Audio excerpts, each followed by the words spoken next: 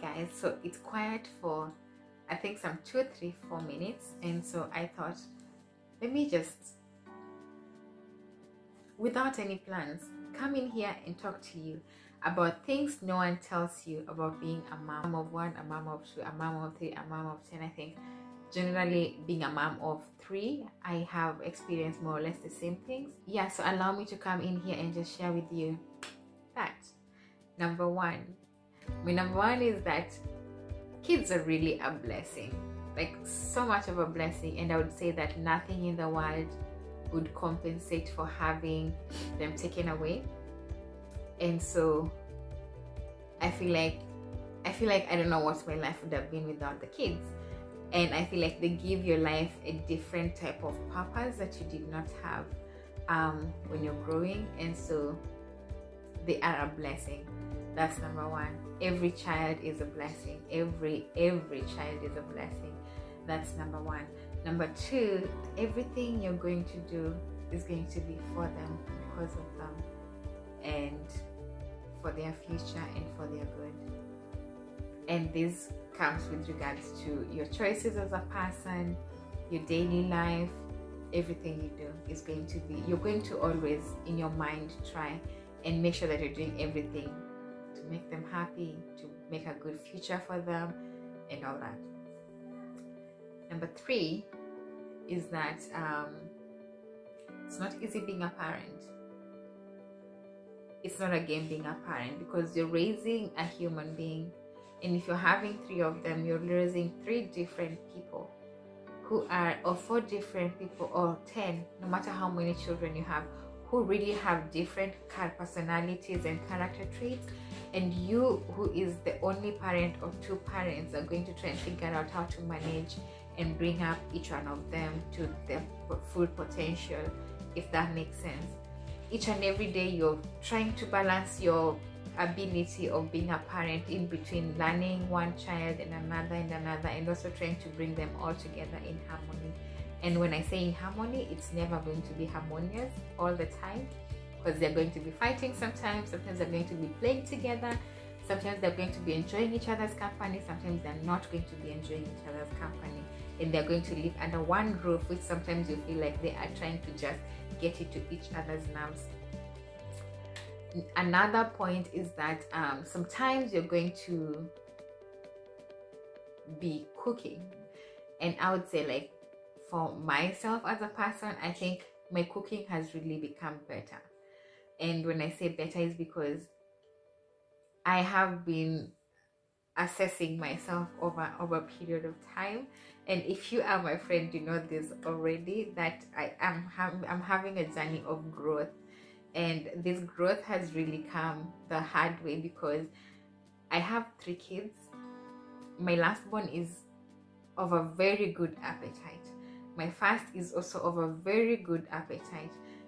My second born, on the other side, is the opposite of the 2 of them. So I have been trying to always try and find out things that I would make to make him happy or make him want to eat and stuff like that, but it never just happens. So like every time you make something, you always have to find a way of making them eat, if that makes sense, because again, you don't want to let them starve at the same time.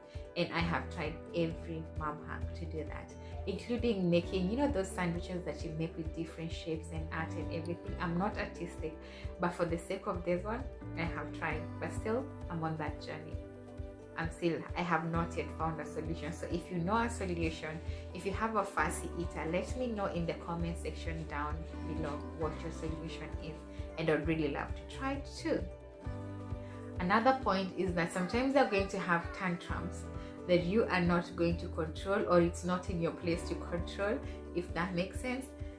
Kids, I think sometimes they just have, I call it a tantrum time, where that's the only thing they want to do. Nothing is wrong, no one has wronged them, but that's what they want. They just have this emotion that they just want to release. I don't know how to explain it, but that's what I feel. And it's going to be moments when, and this I'm saying because I usually see some people looking at me with a judgmental eye, like, oh, you're such a terrible mom, or something like that. Why don't you hold the kid? You know, sometimes I'm in a mall and I've done everything in my power to make sure that the kids are happy, kids are doing everything, it's perfect. And then tantrums time comes. I'm not going to hide my kids to have their meltdown and then finish up. And at the same time, because I'm trying to be a responsible mom and raise my responsible children, I have to let them know that what they're doing is not right. So baby, you want to have your tantrums, go ahead. There's nothing to hurt you on the floor. You want to cry? Tell me what's hurting you, what's wrong. I don't want to, and stuff like that. And so sometimes they just, I don't know, just make sure they're comfortable as they're doing their tantrums. And that includes, you know, sometimes when you're talking to someone in the mall and you're there, just quiet, 1 minute, it's going to be a common thing. So if you don't have children and you see a mother struggling like that in that other way, understand them, bear with them. Don't give them that eye of like, ooh sis, no, don't give them the eye, because trust me, we are doing our best in every way we can. And this kid did not come with no manual. Like the only manual I got was the labor ward, and that is the only manual, that is the only lesson I had to sit through, you know, because I had to be taught that when the baby is going to come, this is what you're going to have to do and stuff. And that's as far as the manual went. So the rest, I'm just winging it, you know. So if you see someone struggling with their kid out there of tantrums and just talking like this and stuff like that, or the baby won't eat, don't think like they're mean that they did not get the kid what the kid wanted. Sometimes they got the kid what the kid wanted, but then the kid just happened to change their mind. It's not ice cream anymore, they want porridge. And you know, it's life.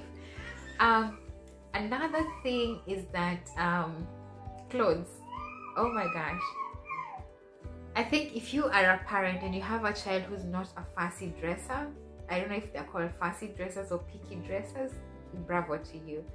I buy clothes, and we even have like clothes brought to us and stuff like that. And they're so amazing clothes, and even the ones that we buy, but you know, sometimes they just end up wearing, if you know my kids, most of the time you see them like with 3 types of clothes every time, and I have like wardrobes full of clothes. And this is because it's just the thing they're feeling at that time. And what this does to me is that sometimes they grow their clothes without wearing them, and then sometimes they'll be seen out. Like my brother usually asks me like, ooh, again that one? And I'm like, yeah. So that is going to happen. They're going to be clothes that they can, or they only want to wear that clothes, only that clothes, only that one. Even I don't know, if your child is like that, tell me down below.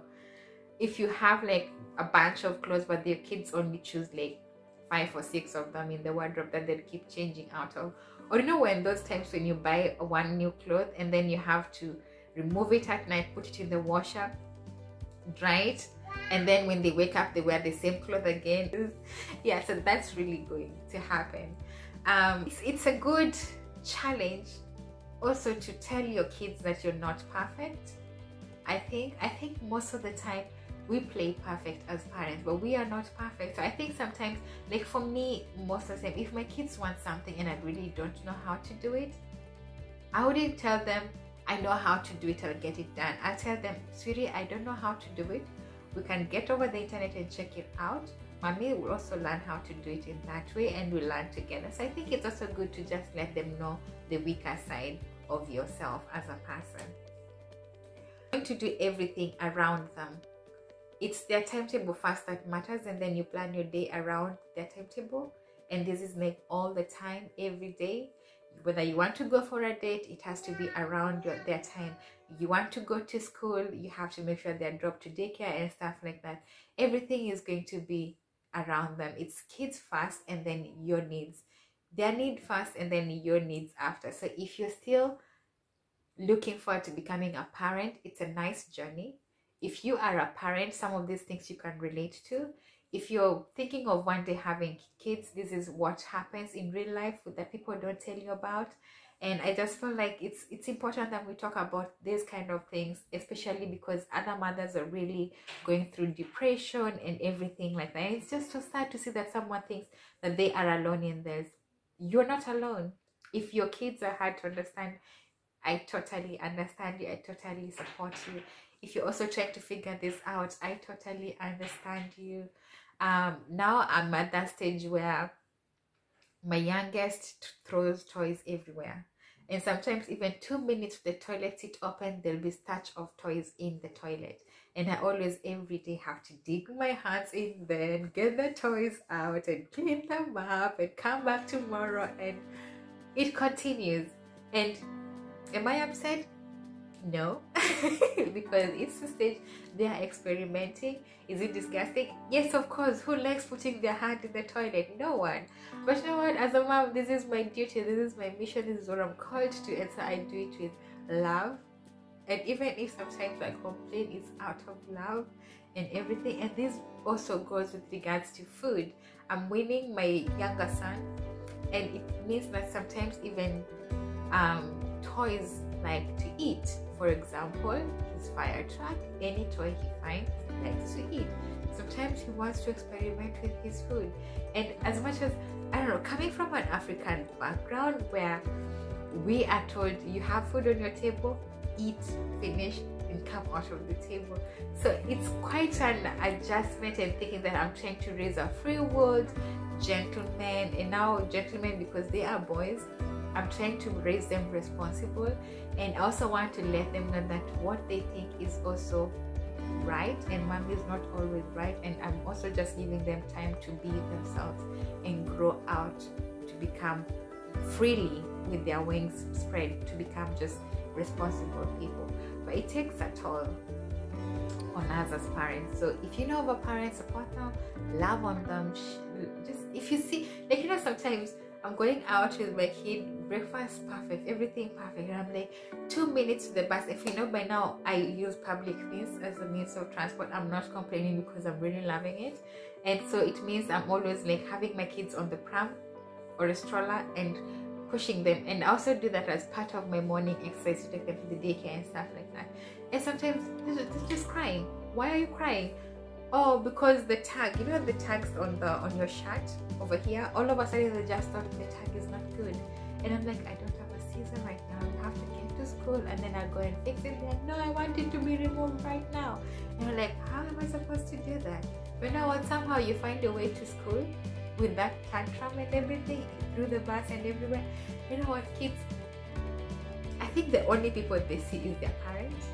And I just love the courage that they have at the same time. So I really love being a mother. It's a journey. I'm really enjoying it. It might look like I'm complaining, but it's some of the things that I really enjoy. And having kids is also so adorable.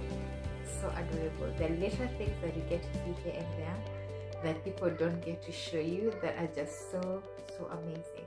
So it's a blessing to have children. Loneliness is going to be something you are never going to experience.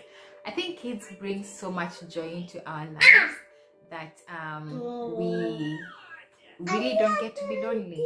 Mom guilts are real. You are going to be giving your best, but you're still going to feel like you're not doing your best.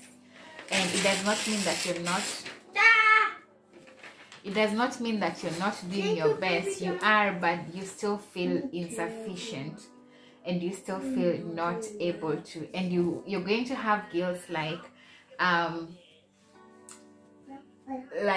if you ask for help, it's not right and stuff like that. But guys, it's really okay to ask for help, and these are gifts that you're going to experience, and does not mean that you're not doing your best. I'm sure you're giving your children your best. And days you need coffee to survive, because when you become a parent, I think coffee becomes your #1 hydration method. And I'm not a professional again, I'm just giving you my thoughts as a parent.